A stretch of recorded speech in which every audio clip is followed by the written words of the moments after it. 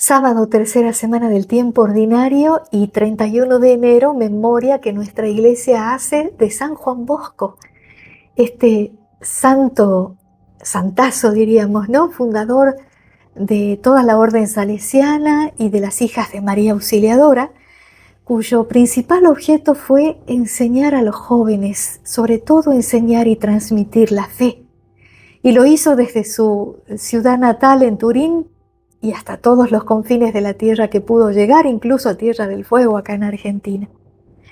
Y un poquito para tomar algo de él, tenía una gran devoción y amor al Santísimo Sacramento, Jesús vivo en la Eucaristía, y a nuestra Madre, Mamá María. Él decía que eran los dos pilares fundamentales para la fe del cristiano. Bueno, con este poquito sobre él y pidiendo su intercesión también para que aprendamos cada día más y mejor la fe, no solo los jóvenes, sino todos los que ya tenemos juventud acumulada, vamos entonces a meditar lo que la liturgia nos ofrece el día de hoy en el nombre del Padre, del Hijo y del Espíritu Santo. Amén. Dice el segundo libro de Samuel, capítulo 12, continuando con el relato de ayer. El Señor envió al profeta Natán ante el rey David. Él se presentó y le dijo: había dos hombres en una misma ciudad, uno rico y el otro pobre. El rico tenía una enorme cantidad de ovejas y de bueyes. El pobre no tenía nada, fuera de una sola oveja pequeña que había comprado. La había criado y ella crecía junto a él y a sus hijos, comía de su pan, bebía de su copa y dormía en su regazo. Era para él como una hija.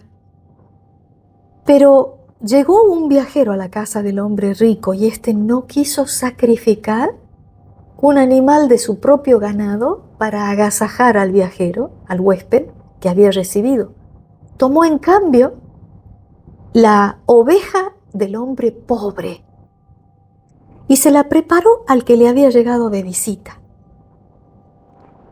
David se enfureció contra aquel hombre y dijo al profeta Natán: por la vida del Señor, el hombre que ha hecho eso merece la muerte.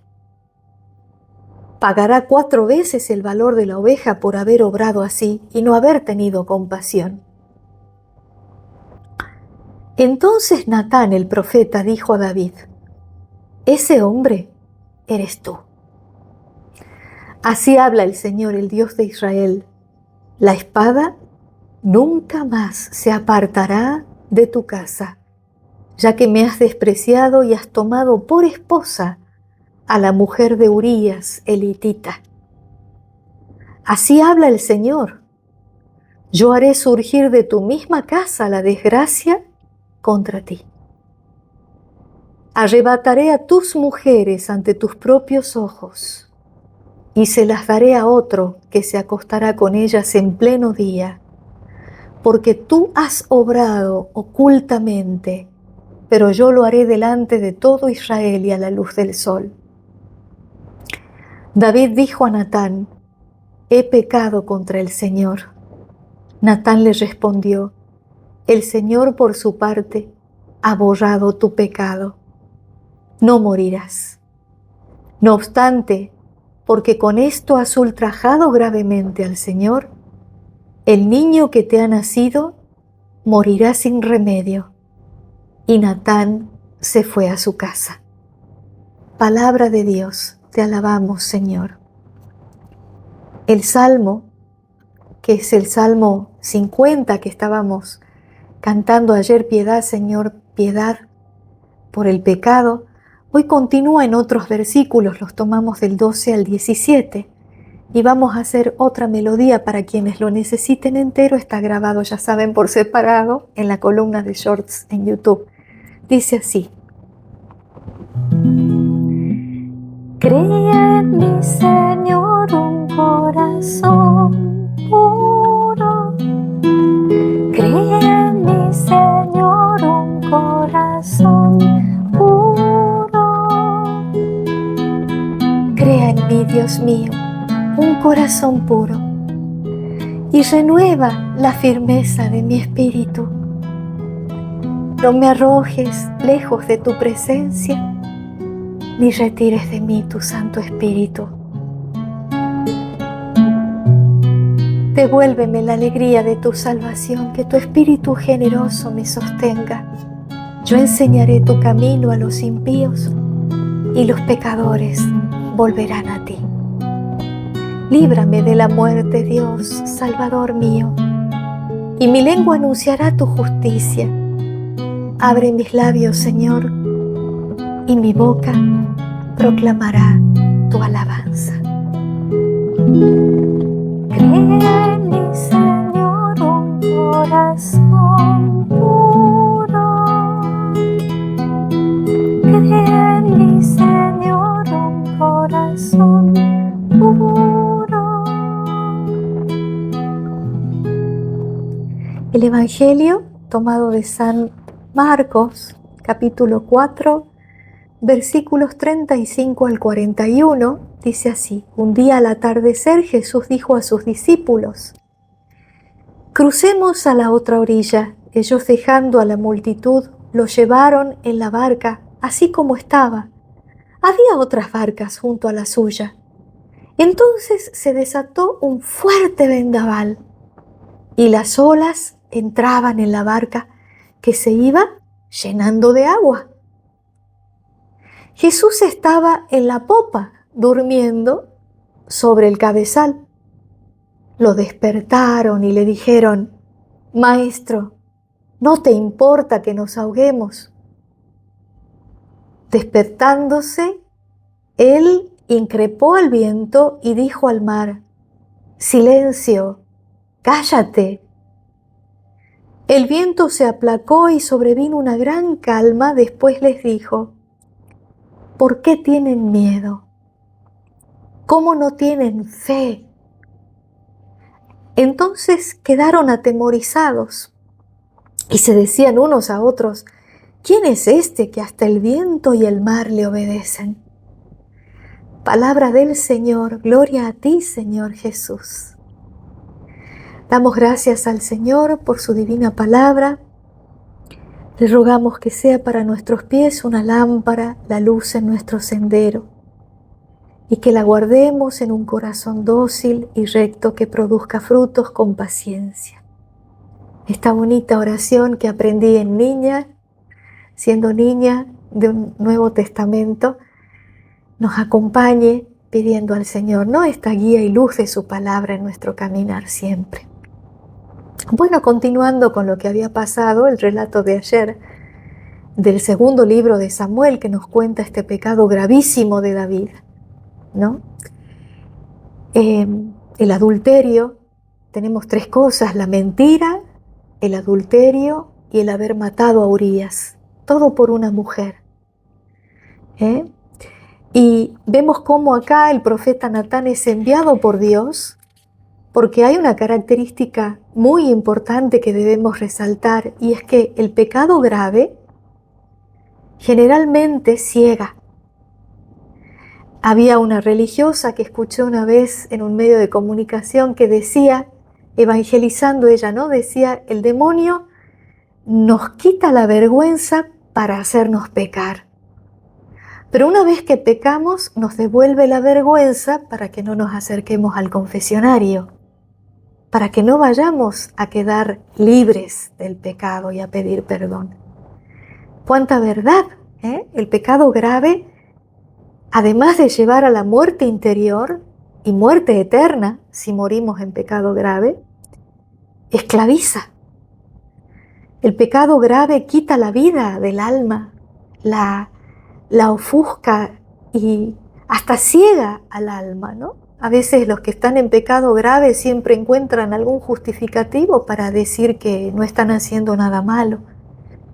Y a veces necesitan a alguien que les haga ver, como Dios manda a Natán para que lo hable a David, ¿no? Y poniéndole este ejemplo del hombre rico y el pobre, que tenían ovejas, pero el pobre tenía solo una. Y le dice el rico, para darle de comer al que venía de viaje, a su visitante, en lugar de tomar de las ovejas que tenía, suyas no, hace matar la del pobre.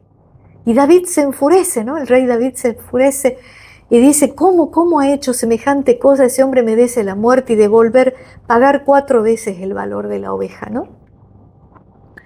Y entonces Natán le dice a David, pero si ese hombre eres tú, ¿eh?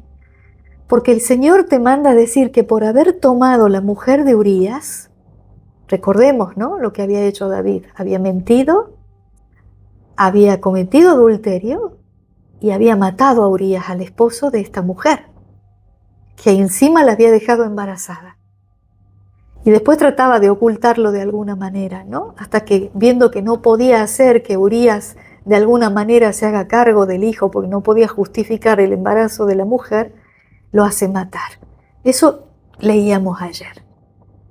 Y hoy vemos cómo Dios le dice a través del profeta Natán, por haber hecho esto y haberte separado de mi ley, ¿no? Le dice, por haber despreciado, ya que me has despreciado, le dice Dios, y has tomado por esposa a la mujer de Urías, elitita, dice el Señor, haré surgir una desgracia de tu misma casa, la desgracia contra ti. Y Dios le dice, ¿no? Voy a hacer que ahora agarren todas tus mujeres y que las deshonren, ¿no? A plena luz del sol. Pero después Dios no lo hace. ¿Cuántas veces Dios vuelve atrás sus pasos por la gran misericordia que tiene de nosotros pecadores, ¿no? Y lo hemos visto muchas veces, incluso cuando Moisés intercedía por el pueblo. ¿Cuántas veces Dios, y hasta Abraham, ¿no? Cuando le negocia a Dios y le dice, y si no hay más que 5 justos en Sodoma, vas a destruir todo el país, en honor a esos justos no los destruiré, ¿no? Cuando iba negociando. ¿Cuántas veces Dios tiene ganas de destruir todo, de arrasar en contra del pecado, de los pecadores, y vuelve atrás, ¿no?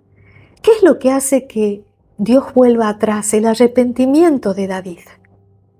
Porque cuando Natán le hace ver su pecado, David se arrepiente. De hecho, por eso es que él canta el Salmo 50, piedad, Señor, piedad, pecamos contra ti. Y hoy estamos viendo ya el Salmo en otros versículos donde dice, crea en mí, Señor, un corazón puro. Afiánzame con tu espíritu generoso. No me arrojes lejos de tu rostro, no me quites tu Santo Espíritu. David se arrepiente y vuelve al Señor. Eso lo salva, la fe en Dios, el acudir a Dios. Y por eso es que el Señor dice, por su parte, le dice el profeta Natán a David, dice, cuando David le dice pecado contra el Señor, Natán le responde, el Señor ha borrado tu pecado, no morirás. Pero no obstante, por haber hecho esto de ultrajar gravemente al Señor, el niño que te ha nacido morirá sin remedio. Y Natán se fue a su casa, el profeta, lo deja. Pero qué importante es esto, ¿no? Ese Dios que está atento y esperando el arrepentimiento del pecador para derramar sobre él todo su amor, derramar su misericordia, volverse atrás en sus pasos y darle una nueva oportunidad. Y fijémonos cómo esto se colinda no solo con el Salmo, sino también con el Evangelio.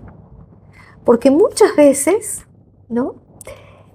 La vida en pecado hace que quien lo está padeciendo, quien se somete a una vida de pecado grave, sea como esta barca, ¿no?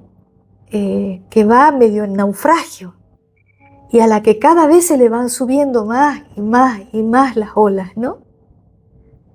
Y entonces Dios está, como decíamos, esperando siempre el arrepentimiento, pero dice el Evangelio, Marcos nos cuenta, que Jesús dormía sobre un cabezal en la popa, mientras la barca ya se iba hundiendo prácticamente, ¿no? Se llenaba y se llenaba de agua. Y este gesto de los apóstoles de ir con urgencia a tocarlo, ¿no? A decirle, ¿no te importa, maestro, que nos ahoguemos? hacen que Jesús se despierte. Jesús increpa al viento, increpa las olas. Cállate, ¿eh? Silencio. Él puede decir cállate, silencio y sal a nuestro pecado, al pecado grave. Él puede liberar al que está en pecado grave. Pero Él no fuerza la voluntad del hombre, de manera tal que Él a veces parece dormido, pero Él no está dormido. Él sabe lo que está pasando, pero espera que nosotros vayamos a Él a implorar la misericordia y que lo hagamos con fe. Por eso Él se vuelve a los apóstoles y les dice, ¿por qué tienen miedo? ¿Cómo no tienen fe? La fe es lo que salva a David. El acudir a Dios, pero con fe. Y por eso Jesús también, cuando los apóstoles acuden pero con miedo, con una fe. Prácticamente Jesús no les dice ni que tienen una fe chiquitita, les dice, ¿cómo no tienen fe? Y los salva igual, porque acuden a Él. Es decir, Dios lo que espera es la vuelta del pecador de su pecado, ¿no? Para aplacar las tormentas del pecado, aplacar la violencia de las olas del pecado en el alma, aplacar el viento en el alma y devolverla a la tranquilidad de la vida de un hijo de Dios. Y esto pasa cuando vamos a la confesión, al sacramento de la reconciliación con todo nuestro propósito de enmienda, a decirle, Señor, creo en ti, espero en ti, te amo y vengo a ponerme en tus manos. Devuélveme la dignidad de hijo de Dios y dame fortaleza para no volver a caer. ¿Y nosotros qué decimos en el acto de contrición? Le pedimos al Señor la gracia y también nosotros de evitar las ocasiones de pecado. Ahí está nuestra colaboración. Y la capacidad y la fortaleza para no caer nos vienen por la gracia. La gracia que recibimos de Jesucristo a través del sacerdote que nos absuelve y nos dice, yo te absuelvo de todos tus pecados. Pero también, ¿se recuerdan de la adúltera? ¿Qué le dice? Vete y no peques más. Por eso debe estar nuestro propósito de enmienda como paso necesario para la confesión. No podemos irnos a confesar, a pedirle al Señor un nuevo inicio de vida, si nuestra voluntad es continuar en el pecado grave. A veces pasa que los sacerdotes se ven obligados a negar la absolución, porque hay gente que por ahí, viviendo en adulterio, como lo que hizo David, no está dispuesta a dejar atrás esa vida, sino que van a confesarse porque desean comulgar, quieren estar cerca del sacramento, pero no tienen en mente dejar su vida de pecado, alejarse de esa persona, vivir de acuerdo con la voluntad de Dios. Por eso es que el arrepentimiento y nuestro acercamiento a Dios en el sacramento de la reconciliación exige eso, ¿no? El dolor de los pecados, como lo demostró David, el dolor, el deseo de no volver a caer, el propósito de la enmienda, ¿no? El cumplir, por supuesto, la penitencia que nos diga el sacerdote y confesar con sencillez, con claridad, ¿no? Los pecados y, por supuesto, dar gracias al Señor después, estar siempre agradecidos por su misericordia. Pidamos al Señor esta gracia de nunca caer en pecado grave, pero que si caemos, que siempre tengamos esa valentía, que la fe como motor nos empuje a la divina misericordia, que es como un océano, como le dijo a Sor Faustina, y ningún pecador, le dijo él, se sienta que el océano de su misericordia no va a cubrir su pecado. Él está siempre dispuesto. Somos nosotros los que podemos poner una barrera a su misericordia. Él no. Bendito sea el Señor y toda la gloria para Él. Amén.